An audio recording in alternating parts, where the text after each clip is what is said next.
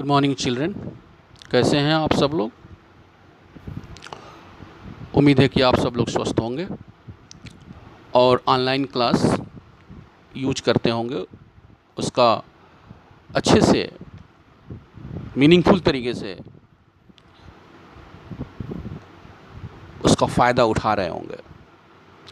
Certainly this will be beneficial for you all the student you who are serious.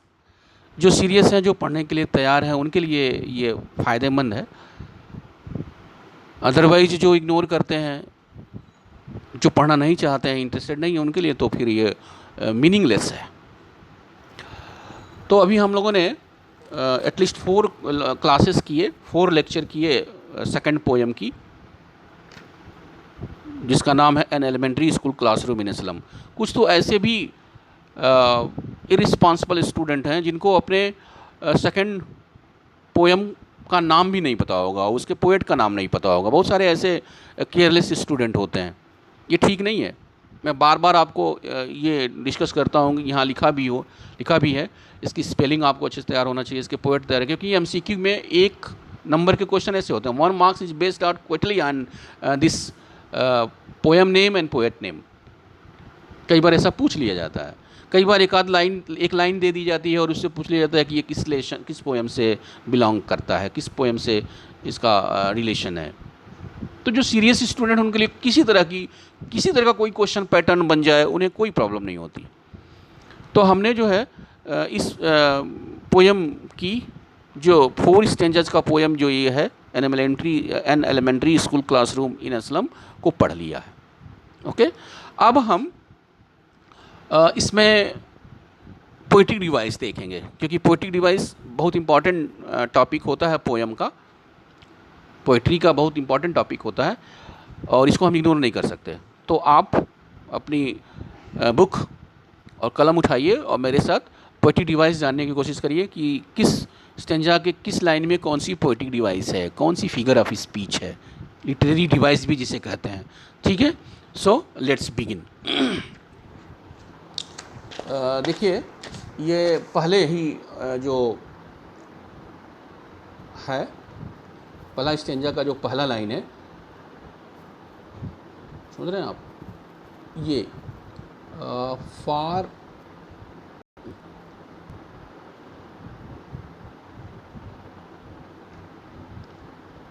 ये लिखा है ना, फार from gusty waves,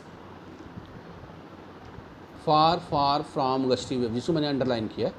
ये कौन सी पोएटिक डिवाइस है? ये देख रहे हैं, यफ यफ यफ, 3 बार यफ आया है। इसको एलिट्रेशन बोलते हैं। क्या बोलते हैं? एलिट्रेशन।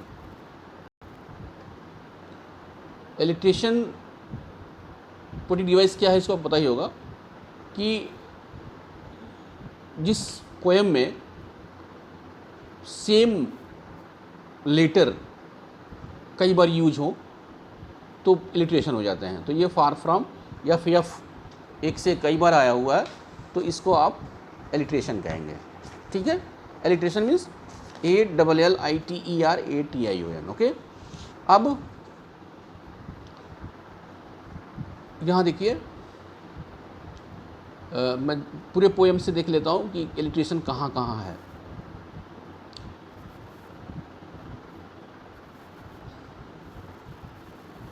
इसमें नहीं है। अब दूसरे स्टेंजा पे चलते हैं।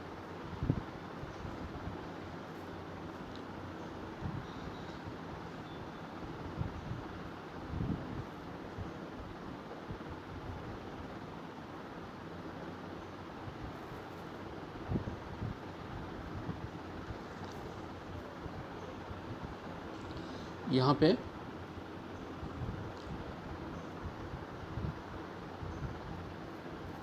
तो ये देखिए,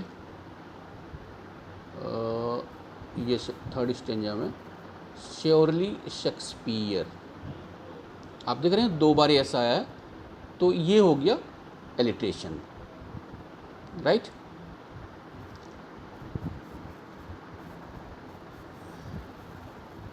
ऐसे ही ये देखिए, बॉटल बीट्स, बी और बी 2 बार एक साथ आया, तो ये इलिट्रेशन हो गया। मतलब ये कि यदि एक ही किसी शब्द समूह में, किसी ग्रुप, वर्ड के ग्रुप में, जैसे 2 शब्द हैं, 2 वर्ड हैं, और उसमें पहला अक्षर, पहला लेटर और दूसरे वर्ड का पहला लेटर सेम हो, तो उसको इलिट्रेशन बना देंगे। तो इस तरह से there are 3 example of alliteration, this surely Shakespeare and bottle bits and in first stanza, मैंने जो आपको बताया था, far far from gusty waves, ये इलिट्रेशन है। ठीक है, अब सिमिली की बात करते हैं। तो सिमिली मैक्सिमम मिल जाता है। फिर बिगनिंग से आइए, सिमिली मैं आपको बताता हूँ। जैसे आप ये देख रहे हैं ना, लाइक रूटलेस बीट, ये देखिए, ये लिखा है ना, लाइक रूटलेस बीट। मतलब सिमिली में यदि वर्ड लाइक आपको दिखाई दे दे, लिखा हुआ है लाइक, तो वहाँ से जो वर्ड मिलते हैं उन्हें सिमिली कहते हैं, जिसमें कंपैरिजन एटलीस्ट मेंटेन होता है। तो लाइक रूटलेस बीट, ये जो है सिमिली है। अब इसमें देखिए, कहीं और कहीं कोई लाइक दिया हुआ नहीं है, तो फिर हम दूसरे स्टेंजा में चलते हैं।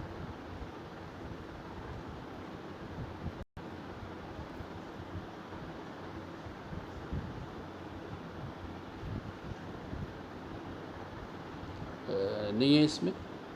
अब यहाँ देखें,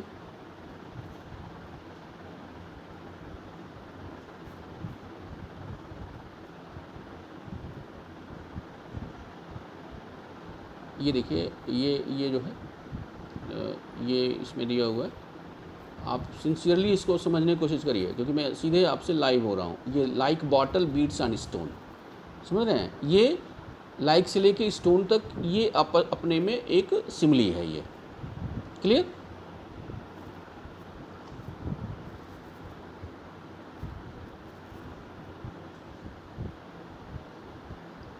तो यहाँ जो है हमने सिमिली देखा, अभी और भी देखते हैं।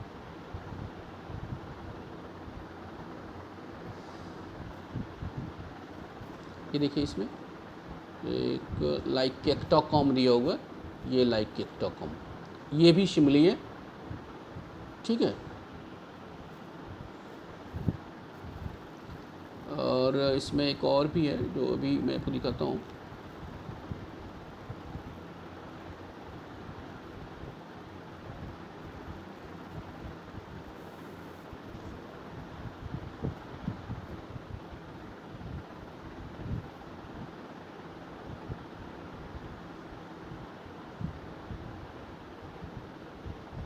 ये ज़रा देखिए, स्टेंजा 3 में ही है, जिसको मैंने अभी छोड़ दिया था। ये भी आप इसको भी सिमिली कहेंगे। स्लम एज भी का एज डूम, मतलब इसमें भी कंपैरिजन है। एज और लाइक, एज, जस्ट एज, ये वर्ड ऐसे हैं जिसमें जहाँ यूज होते हैं उसको सिमिली बोलते हैं। तो ये एटलीस्ट 4 एग्जाम्पल आपने देखा सिमिली का। Like rootless weeds, like catacombs, like bottle beats on stones, slum as भी का एज डूम। तो ये सब के सब सिमिली हैं। ठीक है, अभी मेटाफर की बात करेंगे। मेटाफर ज़्यादातर यूज होता है। मेटाफर और सिमिली ये एक ऐसे पोएट्री डिवाइस हैं जो लगभग सारे पोएम में यूज होते हैं। अब जैसे यहाँ पे देखिए, जो विथ रैट्स आइज लिखा हुआ है, रैट्स आइज, ये मेटाफर है। ये मैं आपको दिखाऊं, ये रैट्स आइज, ये मेटाफर है। फादर्स नॉल्ड डिजीज, ये मेटाफर है। स्क्वेरल गेम, स्क्वेरल गेम्स, ये मेटाफर है। ठीक है, ट्री रूम, ये मेटाफर है। Are you getting? तो ये सब के सब मेटाफर है, और इसको आप नोट कर लीजिए और जानकारी रखिए। अब अगले स्टेंजा में चलते हैं। यहाँ ये देखिए लिखा है ओपन हैंडेड मैप, ये मेटाफर है। फ्यूचर्स पेंटेड विथ फॉग, ये आप देख रहे हैं, फ्यूचर पेंटेड्स विथ फॉग, ये मेटाफर है, ठीक है। लेड स्काई मेटाफर है,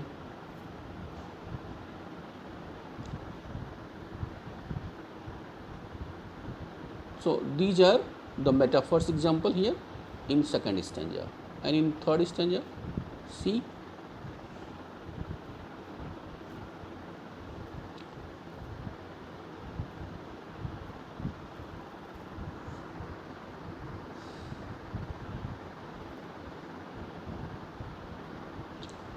here cramped hole, that cramped holes, ये मेटाफर है।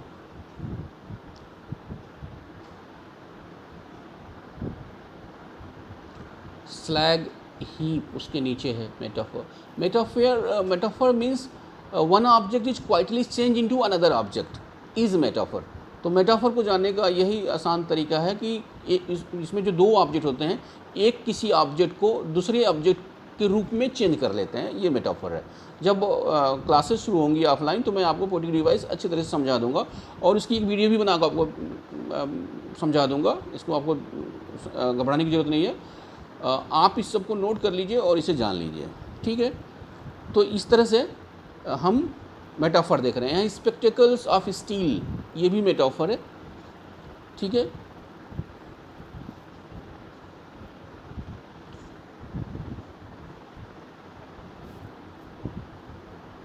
फोर्थ स्टेंजा के कुछ मेटाफर देख लेते हैं। इसमें देखिए वाइट एंड ग्रीन, ये ना वाइट एंड ग्रीन, ये मैं आपको अंडरलाइन करके दिखाता हूँ। ये white and green lips open, ये मेटाफर है। यहाँ जो लेट देयर टोंग दिया हुआ ये भी मेटाफर है।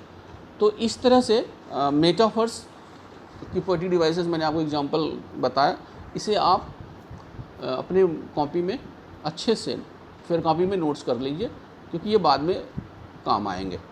तो इस तरह से हम लोगों ने जो है पोएटिक डिवाइस भी देख लिया। अभी भी कोई आपको पोएटिक डिवाइस समझने में दिक्कत होगी तो आप फ्री हैं, आप पूछ सकते हैं, किसी भी तरह से समझ सकते हैं।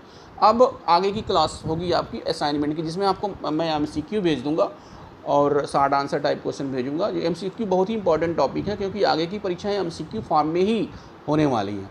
तो आप तैयार रहिए और पढ़ते रहिए। Okay, thank you.